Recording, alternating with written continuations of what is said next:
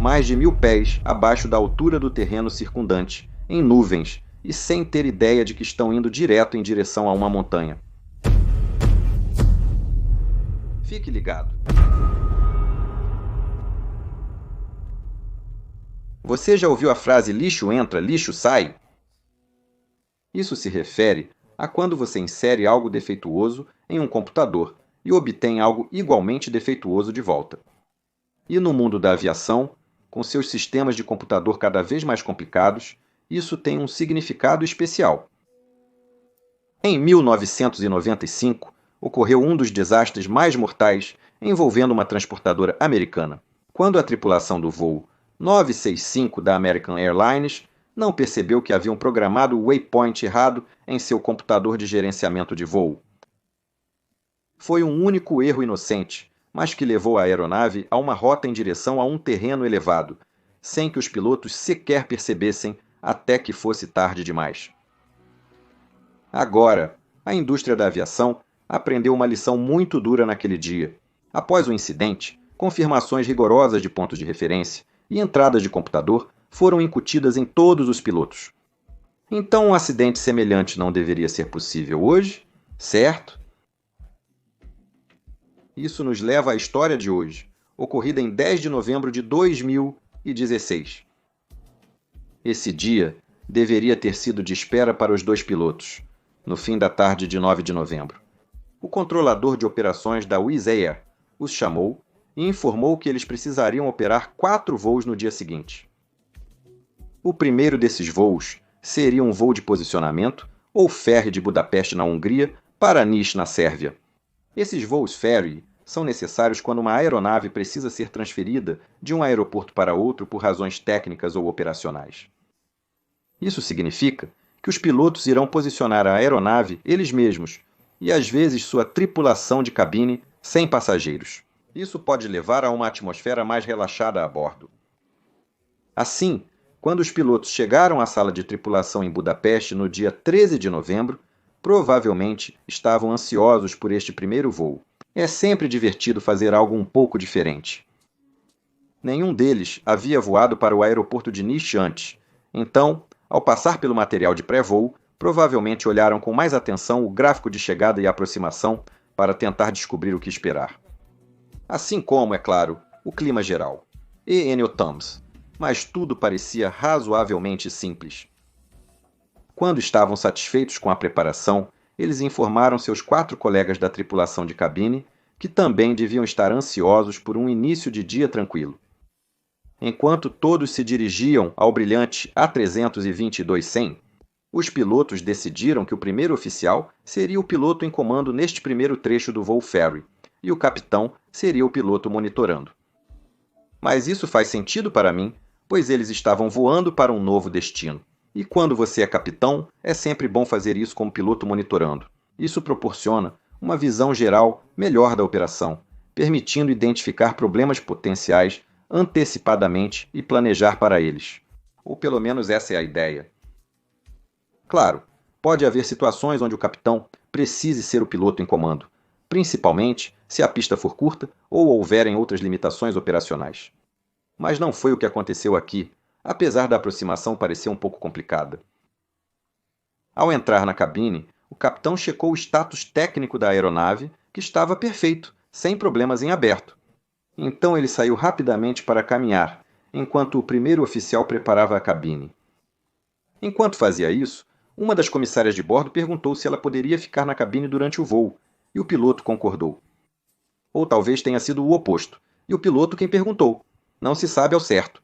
Isso é comum em voos de posicionamento, pois permite à tripulação apreciar as vistas da cabine de comando, mas também para compreender melhor a carga de trabalho dos pilotos durante as diferentes fases do voo, algo que atualmente está bem escondido atrás da porta trancada da cabine de comando. Para nós, pilotos, é bom ter a chance de conversar com a tripulação de cabine, algo raro para os pilotos de curta distância atualmente. Mas também pode criar um ambiente que pode se tornar um pouco relaxado demais e, portanto, levar a distrações se não for bem gerenciado. Então, quem eram os pilotos deste voo? Bem, o capitão tinha 62 anos e era muito experiente. Ele tinha voado mais de 22 mil horas no total, com quase 5.500 dessas no Airbus A320.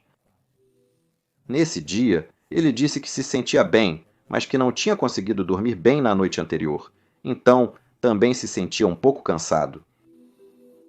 Seu copiloto tinha 49 anos e também era relativamente experiente, com quase 5.000 horas de voo total e pouco mais de 2.000 horas no Airbus A320 e A321. Ele acabara de retornar de algumas férias anuais e, portanto, não havia voado nada nos 10 dias anteriores. Mas ele estava se sentindo ótimo, e talvez esse fato, de que ele estava descansado, fosse outro motivo para ele pilotar o primeiro trecho. Ainda assim, os pilotos seguem configurando a aeronave conforme seus procedimentos padrão. O primeiro oficial concluiu o briefing de partida e instruiu seu colega da tripulação de cabine sobre o uso do assento de salto, fone de ouvido e máscara de oxigênio, procedimento obrigatório sempre que alguém viaja no assento de salto.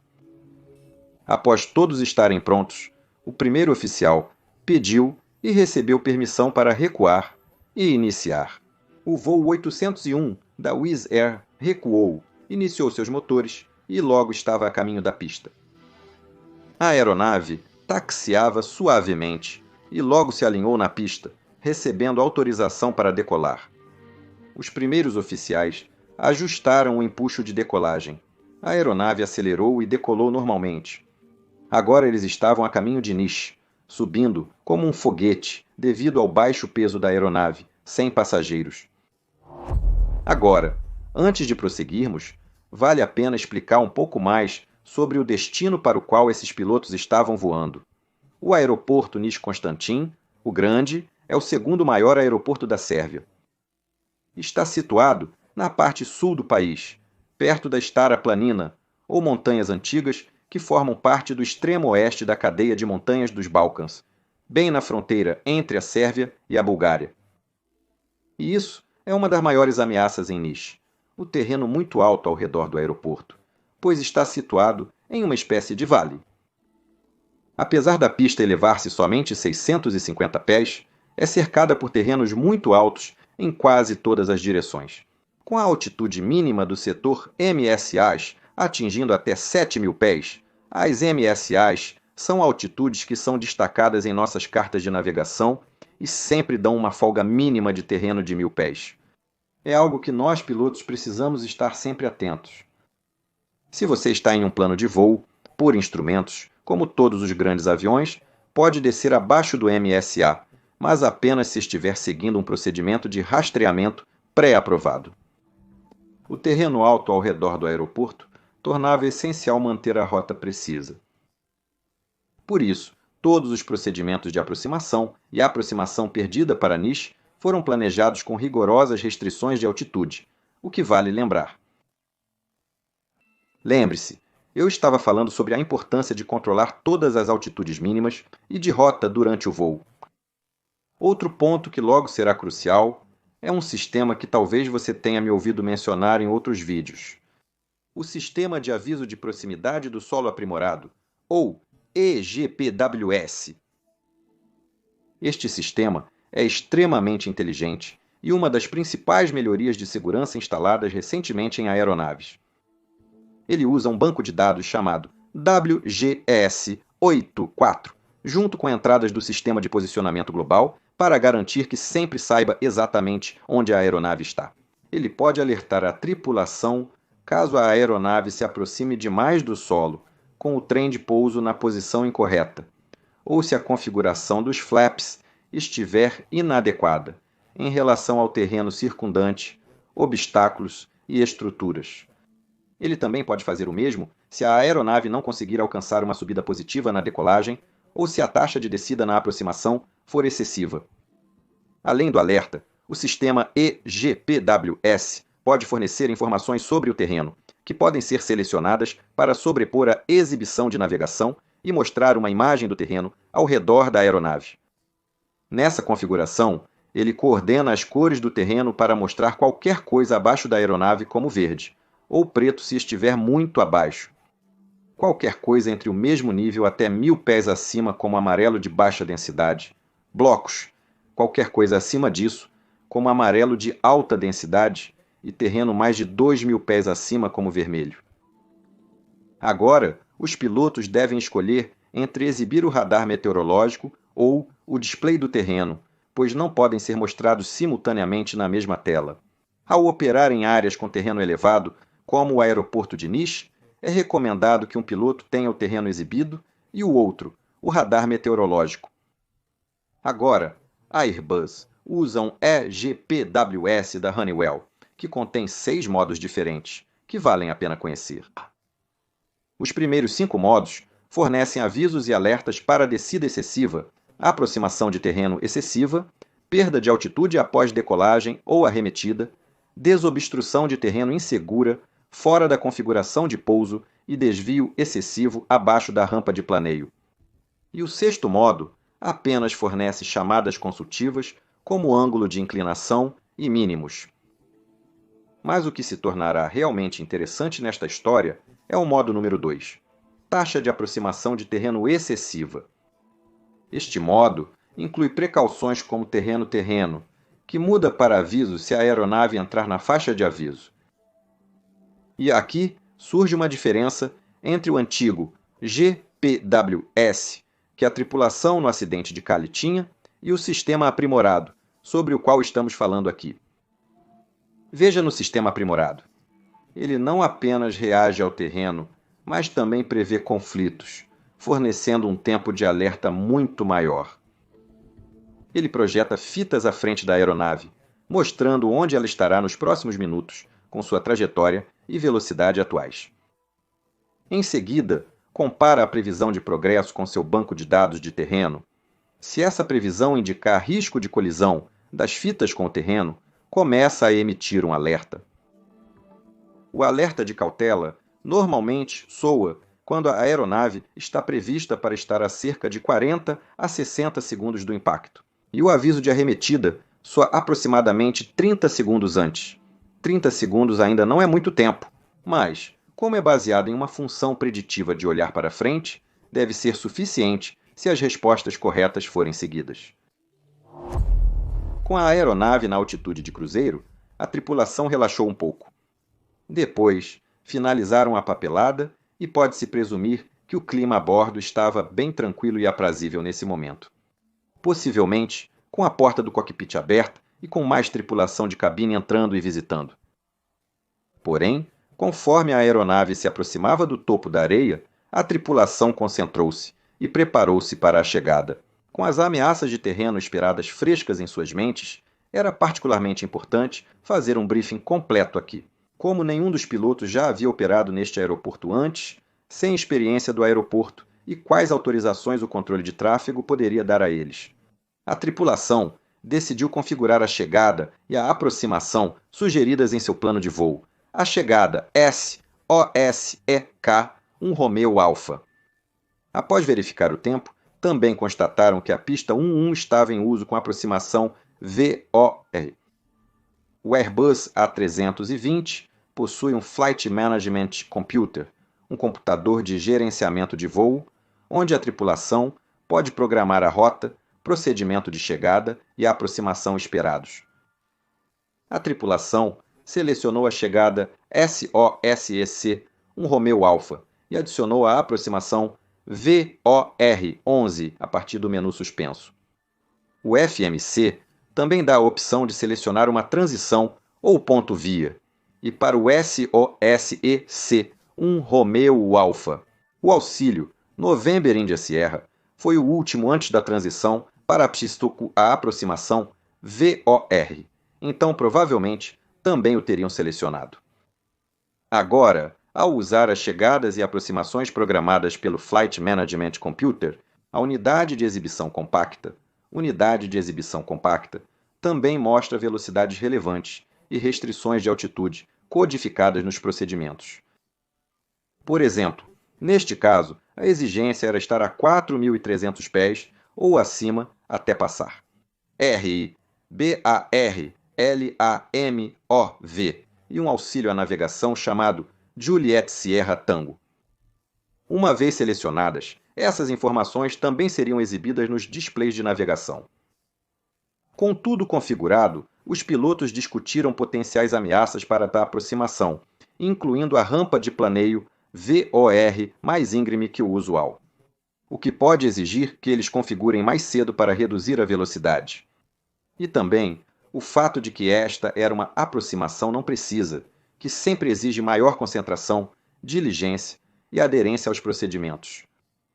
A inclusão de ameaças potenciais no briefing é um conceito relativamente recente, porque foi descoberto que, ao visualizar e criar estratégias para lidar com ameaças antecipadas, muitos erros podem ser evitados e as equipes se tornam geralmente mais resilientes.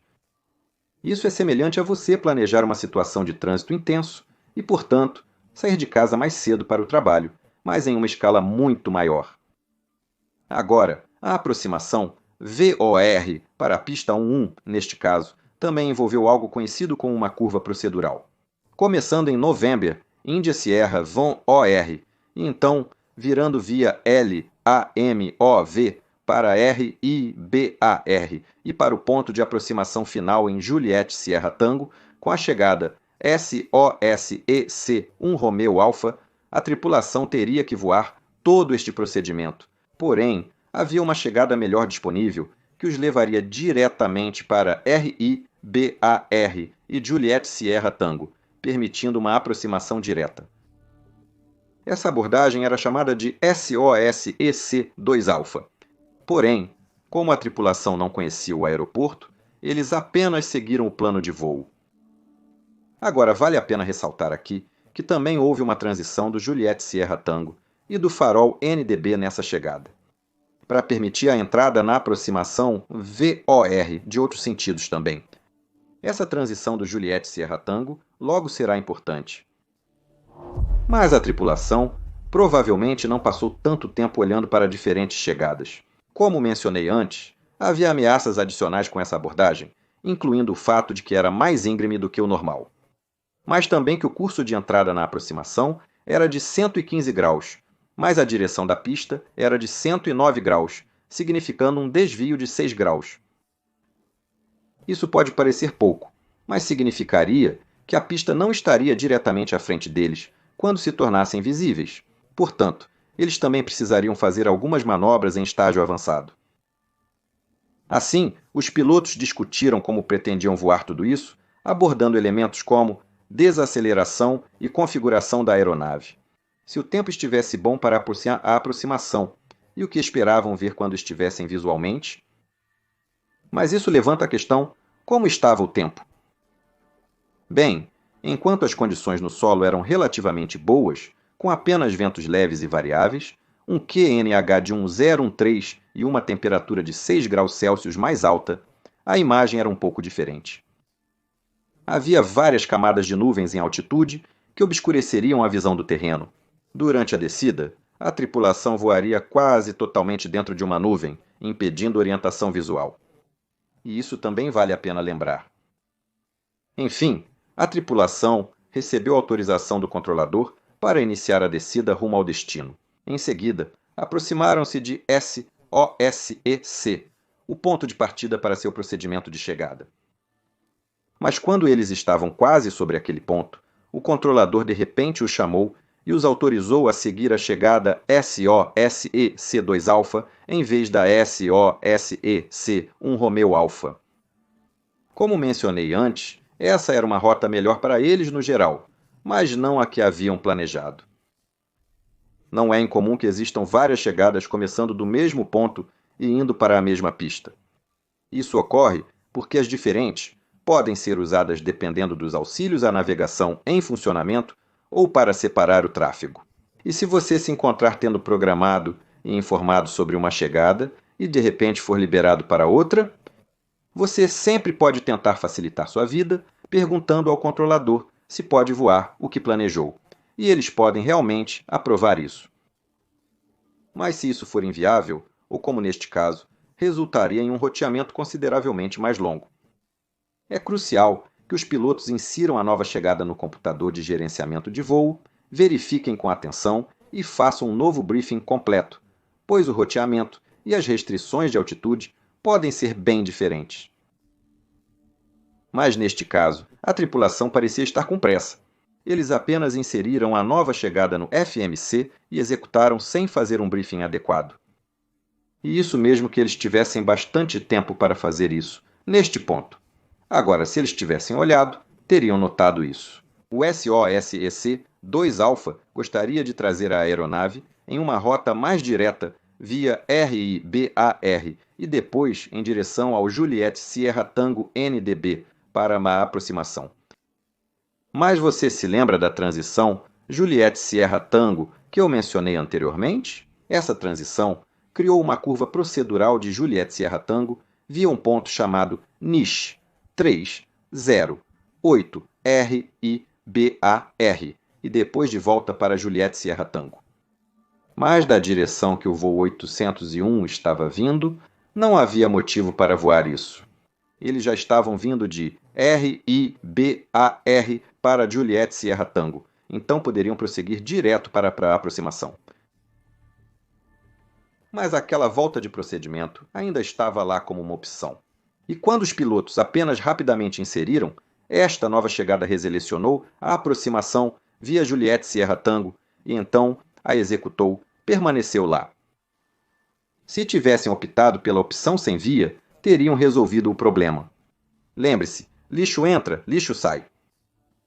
Agora, todas as aeronaves deviam manter uma altitude mínima de 4.300 pés até chegar a Juliette Sierra Tango.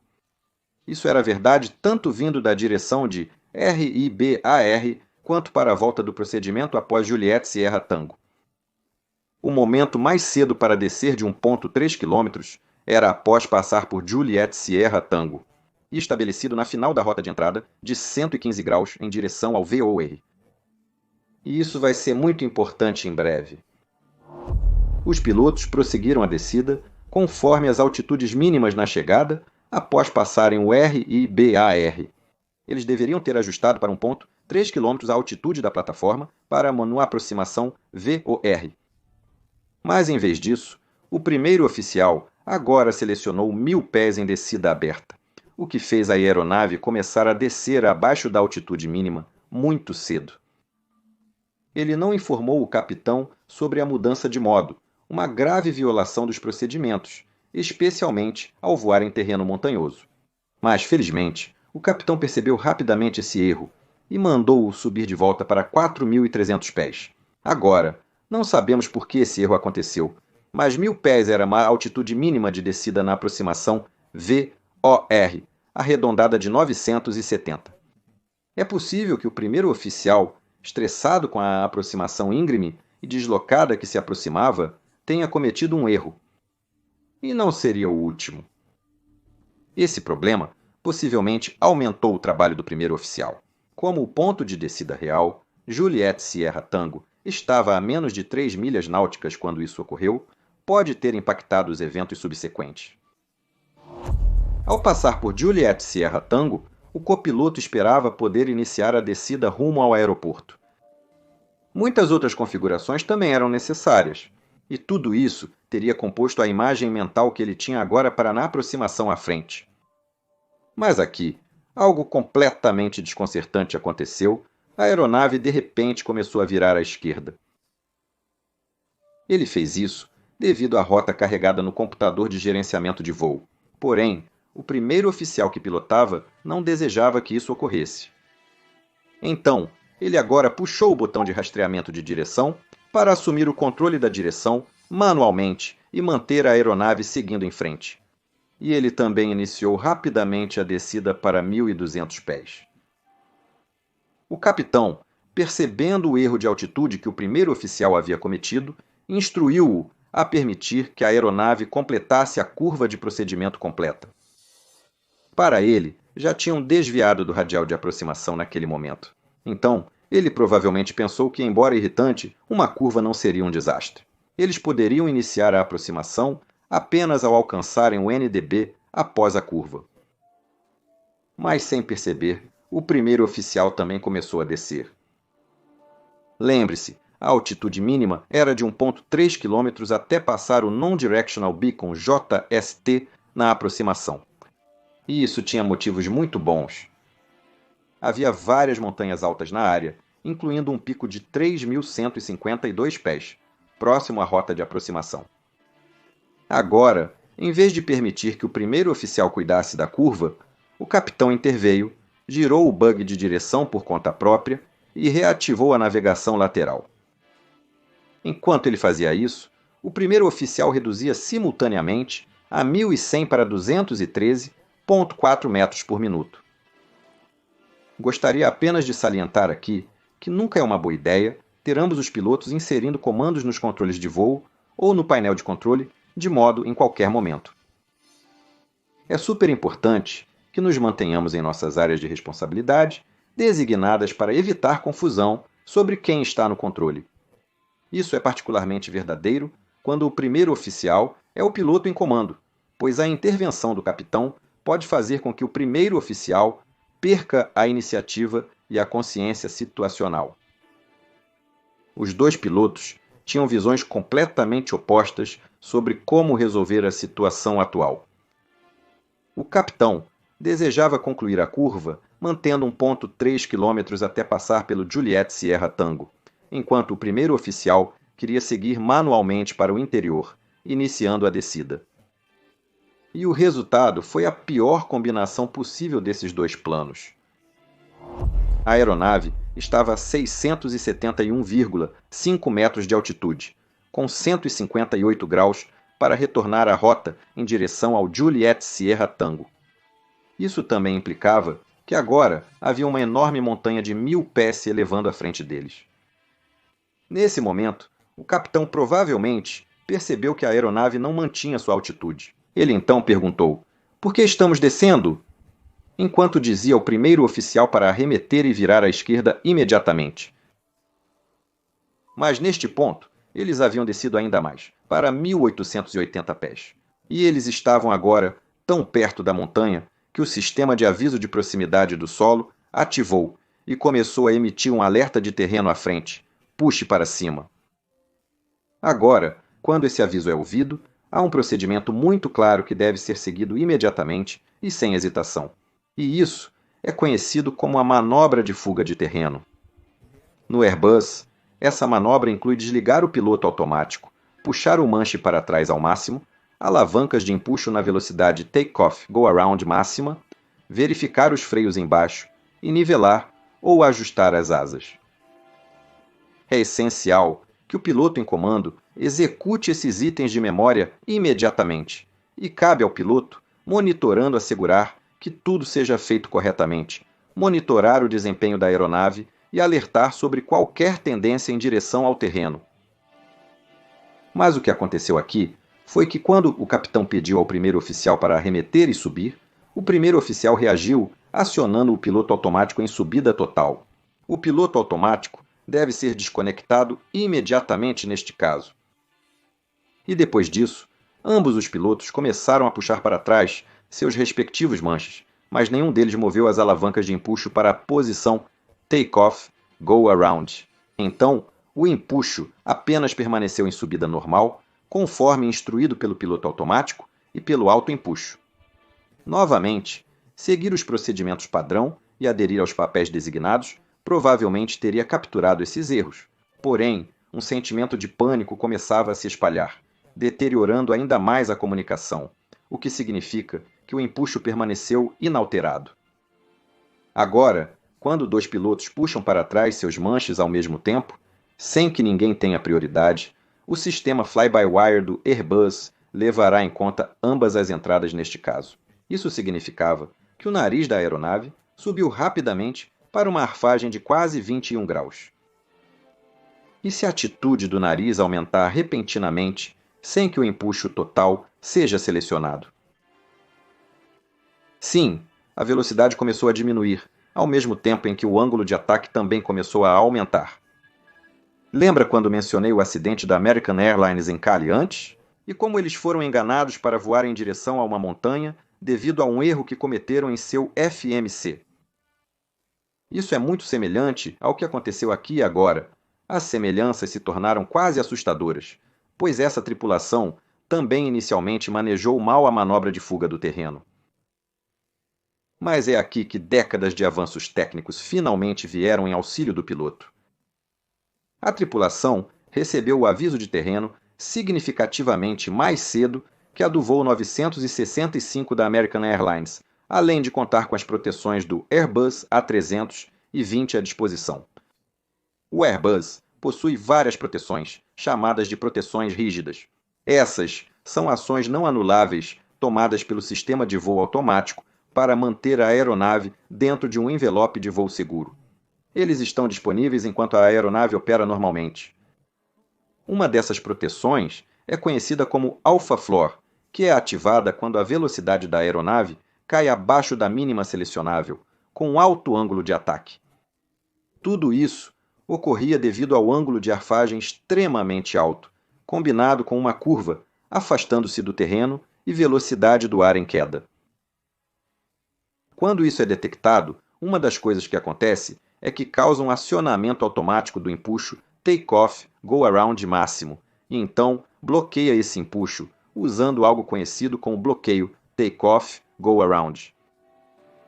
Esta função manterá o empuxo em Take-Off Go-Around até que a tripulação a desbloqueie, desengatando o acelerador automático.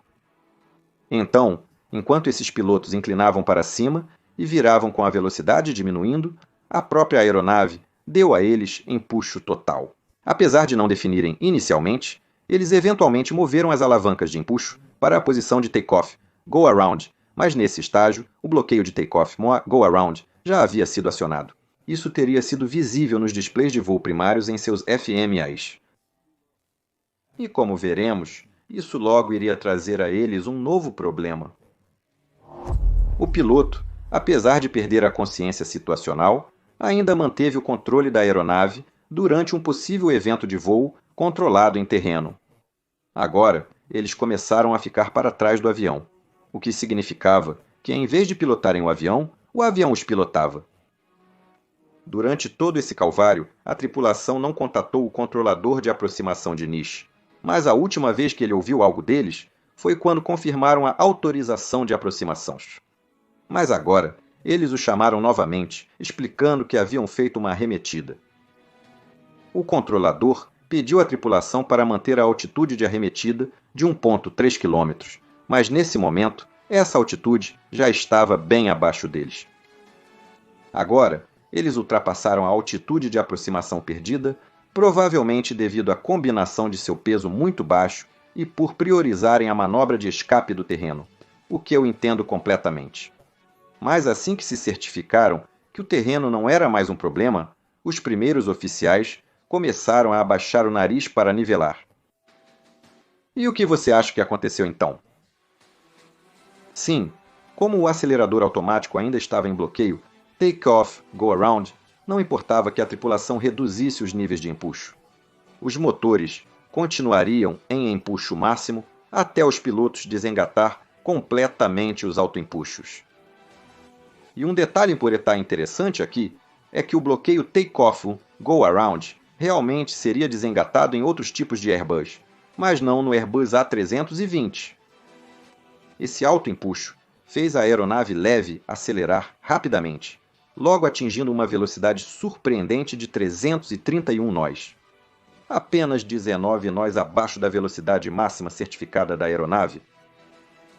A cerca de 1,98 km, os pilotos conseguiram desativar o piloto automático e controlar a velocidade novamente. E após cerca de 30 segundos, eles também nivelaram, alcançando a altitude máxima de 2.329,8 metros, 1 km e 19 metros acima da permitida, e 81 nós acima da velocidade máxima permitida neste espaço aéreo. Felizmente, não havia outras aeronaves no espaço aéreo, evitando conflitos de tráfego. Mas este é um ótimo exemplo de como as coisas podem começar a sair do controle rapidamente quando um erro leva a uma coisa a outro, e a estrita disciplina no cockpit não é seguida. Pessoalmente, eu também concordo. Mais uma vez, para os problemas com a ideia da Airbus de não ter manches ativos e alavancas de empuxo automóveis para dar indicações táteis do que está acontecendo aos pilotos. Neste caso, os dois pilotos estavam inserindo dados nos controles simultaneamente. Apesar do anúncio do Take-Off Go-Around Lock, no indicador de modo de voo, os pilotos levaram um tempo considerável para perceber a situação. Algo que seria óbvio se a alavanca de empuxo mostrasse o real efeito do empuxo. Por outro lado, a proteção Alpha Floor e o bloqueio Takeoff Go Around provavelmente os salvaram durante a manobra de escape. Ainda considerarei isso uma vitória para os sistemas de segurança da Airbus. Após a situação se acalmar, os pilotos retomaram o procedimento de aproximação perdida publicado e desceram para um ponto 3 km. Em seguida, outra aproximação foi realizada, resultando em um pouso bem-sucedido, sem mais incidentes. Mas imagino que a equipe de cabine, no assento de salto, provavelmente envelheceu alguns anos e terá histórias para contar aos colegas depois disso. Agora, a tripulação obviamente relatou isso, mas levou alguns dias para as autoridades perceberem o quão sério foi esse incidente. A partir desse ponto, a história é baseada em dados de voo, gravações, entrevistas e outros dados recuperáveis, pois o gravador de voz do cockpit já havia sido perdido. A investigação revelou que o incidente foi causado por uma execução incorreta da rota de chegada reautorizada, não devidamente informada pelos pilotos. Isso os levou a descer no ponto errado, em direção ao terreno, seguido por uma manobra de fuga executada incorretamente e violações de nível e velocidade.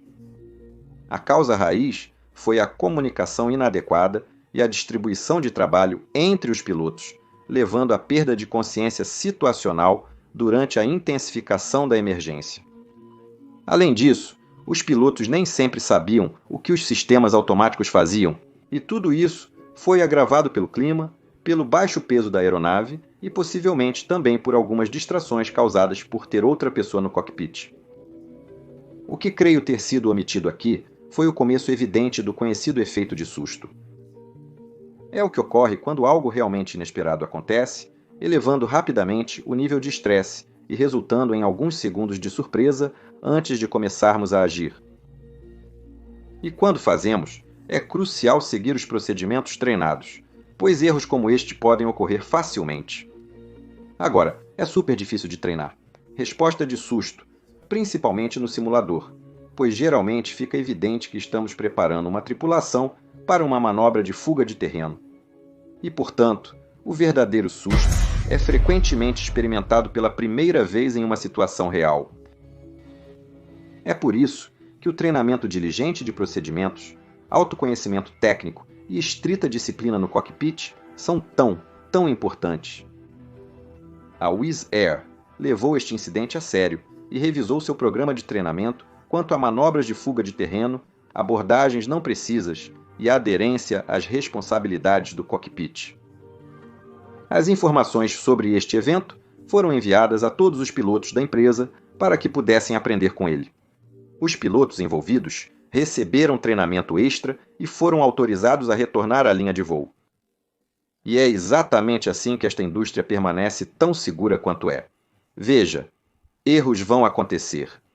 Todos somos humanos, mas havendo honestidade e transparência, isso não deve resultar em procedimentos disciplinares. Em vez disso, todos podemos aprender com isso e evitar erros semelhantes no futuro. Agora, este vídeo foi possível graças à minha fabulosa equipe e ao apoio que estamos recebendo dos membros da minha equipe no Patreon. Se você quer ver esses vídeos antecipadamente e ajudar a produzi-los, então junte-se à minha equipe acessando patreon.com/join-mentorpilot ou clique no link na descrição abaixo. Tenha um dia incrível onde quer que esteja. Até a próxima. Tchau!